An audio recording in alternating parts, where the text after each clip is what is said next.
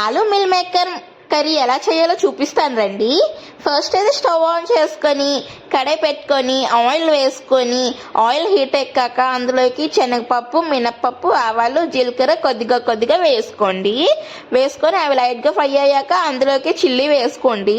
ఎక్కడ నేను chilli వేసానో oil అయితే తులిపోయింది అనమాట, అందుకే సైడ్ నుంచి వేసుకుంటున్నాను. అలాగే చిన్న size capsicum, medium size onion cut చేసుకొని వేసుకొని లైట్గా ఫ్రై చేసుకోండి. ఫ్రై చేసుకున్న తర్వాత అల్లం వెల్లుల్లి పేస్ట్ 1 స్పూన్ వేసుకొని పచ్చివాసన పోయే వరకు మిక్స్ చేసుకోండి. అల్లం వెల్లుల్లి పేస్ట్ పచ్చివాసన పోయాక 2 టమాటోస్ని అయితే నేను ప్యూరీ చేసుకున్నాను అనమాట. పచ్చిది కాబట్టి కొంచెం దాని పచ్చివాసన పోయే వరకు ఉడికించుకోవాలి. ఉడికించుకున్న తర్వాత దానిలోకి అయితే మనం ఉప్పు, కారం, పసుపు, ధనియా, జీరా పౌడర్ అయితే వేసుకోవాలన్నమాట. ఇక్కడ ఏంటంటే కొంచెం పన్నీర్ కర్రీ చేస్తాం కదా, అట్లనే కాకపోతే కొంచెం డిఫరెంట్గా అనమాట ఇది. ఇప్పుడైతే కూరకు సరిపడా అయితే నేను వేసుకున్నాను. ఉప్పు, కారం, మసాలాలు వేసుకొని మొత్తాన్ని కూడా మిక్స్ చేసుకున్నాను.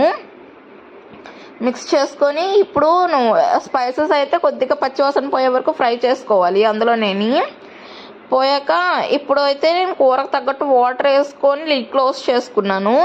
గ్రేవీ మంచి కన్సిస్టెన్సీకి వస్తే కదండి బాగుంటుంది, లేదంటే వాటరీగా మిల్ మేకర్ లాగా అయిపోతుంది అనమాట.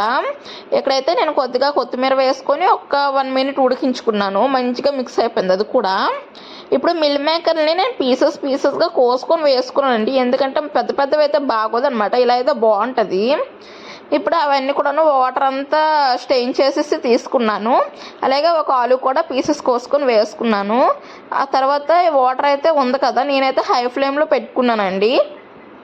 మీకు వాటర్ తక్కువ ఉంటే మీడియం టు లో ఫ్లేమ్లో పెట్టుకోండి.